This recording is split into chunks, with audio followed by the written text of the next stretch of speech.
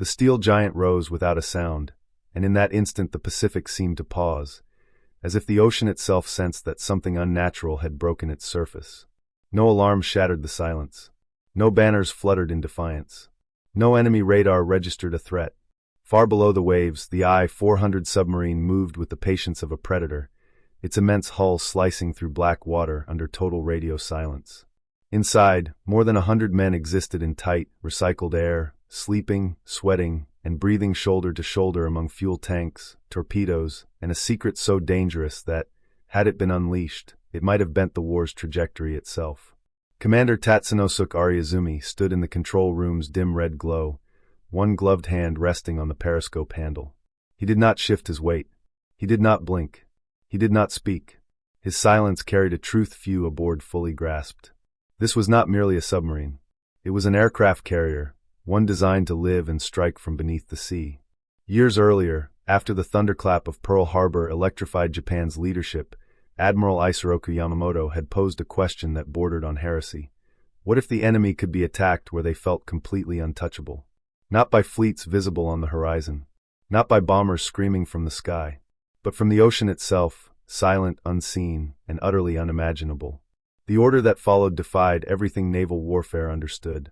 Japan's engineers were commanded to build a submarine large enough to carry bombers, fuel them, arm them, surface briefly, launch them, and vanish before the enemy could even comprehend what had happened. The concept violated doctrine. It strained physics. It mocked common sense. And yet, steel answered ambition. The I-400 class submarines became the largest the world had ever seen, longer than a football field, capable of traveling halfway around the planet without refueling.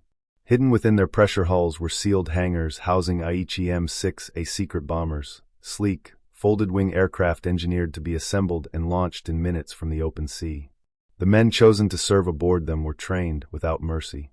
They learned to assemble aircraft in absolute darkness. They learned to launch planes while decks pitched beneath typhoon winds. They learned to disappear before dawn. They were told nothing of their final destination, only that when the order came, it would matter more than any mission before it. As the submarine slid deeper into the Pacific, the crew felt the pressure in ways no gauge could measure. Not just the thousands of tons of water above them, but the quiet weight of history itself. None of them knew if they would ever see land again. All of them knew they were carrying the war inside steel and secrecy. And far beyond the horizon, the world went on, completely unaware of what stalked beneath its seas. From the beginning, many called the idea madness. Even Japan's most seasoned naval architects hesitated. A submarine that carried aircraft? That launched them but could never retrieve them? That crossed oceans alone, unseen? The objections were logical. The risks are overwhelming. But logic yielded to command. Orders arrived from the highest levels, unquestionable and final. Blueprints were locked away behind sealed doors. Entire shipyards vanished from public knowledge. Workers signed secrecy oaths that carried unspoken consequences. Families were told nothing. Even within the Imperial Navy, information was fragmented. No one saw the whole design. At the Kure Naval Arsenal, steel plates thicker than any previously used in submarines were forged and riveted into place. The hull was built wide, almost grotesque by traditional standards, to accommodate a long, cylindrical hangar running across the deck. Inside that confined space, engineers labored obsessively. Folding wing mechanisms were tested again and again, allowing bombers to collapse inward like living creatures protecting themselves. Every hinge mattered. Every bolt was a potential grave if it failed at sea. The I-400's 4 diesel engines gave it unprecedented range. Fuel tanks lined the hull like arteries. Every spare inch was filled with provisions. This was a vessel designed not for rescue, but for finality. Crew selection was merciless. Men were chosen not only for competence, but for silence. Many vanished from official records. Letters home stopped. Their existence faded even as their mission grew more significant. Training pushed men to breaking points. Bomber crews practiced assembly on pitching decks in total darkness. Deck crews rehearsed launch procedures until they could complete them in under 7 minutes. A single mistake could kill a pilot, or doom the submarine itself. Commander Ariazumi observed everything with an icy calm. Even as Japan's situation elsewhere worsened, his belief in the mission never wavered. He believed secrecy was power. That invisibility itself was a weapon. By 1944, the submarines were ready. The weapon was complete. The world remained blind. For months, the I-400 waited. Japan's war began to unravel. Cities burned beneath firebombs. Supply lines collapsed. Admiral Yamamoto was gone. Still, the submarine remained untouched, preserved like a blade kept sheathed for one perfect strike. The original plan was audacious to the point of horror. Attack the Panama Canal. Destroy its locks. Paralyze American naval movement between oceans. The consequences could have been catastrophic. The crews trained relentlessly.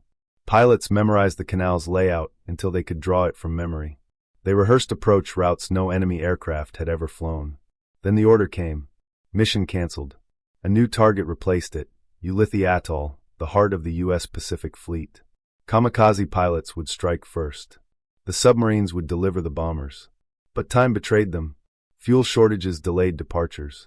American air superiority tightened its grip. Patrols thickened across the Pacific. Inside the I-400, the crew felt it in the silence. The mission that defined their existence hovered just beyond reach. Still they sailed. In August 1945, the order finally arrived. Ulithi. The crew moved with a calm sharpened by resignation. Aircraft were prepared. Bombs secured. Ariazumi addressed his men quietly, reminding them that secrecy had been their shield, and sacrifice their duty. As the submarine cut through the ocean, unease crept through the steel corridors. Then the message came. Japan had surrendered. The command was absolute: abort the mission. Destroy all weapons. Surface. Surrender. Silence swallowed the submarine. Some men wept openly. Others stared at the walls, hands trembling. Ariazumi withdrew to his quarters, alone with the weight of everything that would never be. The greatest secret weapon of the war would never fire a single shot. Hours later, Ariazumi ended his life. The crew obeyed their final orders. Bombers were shoved into the sea. Blueprints burned. The I-400 surfaced beneath a black flag. For the first time, the world saw what had been hiding beneath the waves. American sailors could only stare. Nothing like this had ever crossed their path. The submarine was colossal, almost unreal. When Allied officers boarded, they found the hangar, the launch catapult, the remains of aircraft components. This was no ordinary vessel. It was a nightmare they never knew they had escaped. The I-400 was seized and studied in total secrecy. Engineers documented every inch.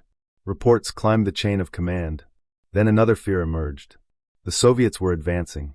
If this design fell into Moscow's hands, the next war might begin beneath the sea. The decision came quickly. The submarines would vanish.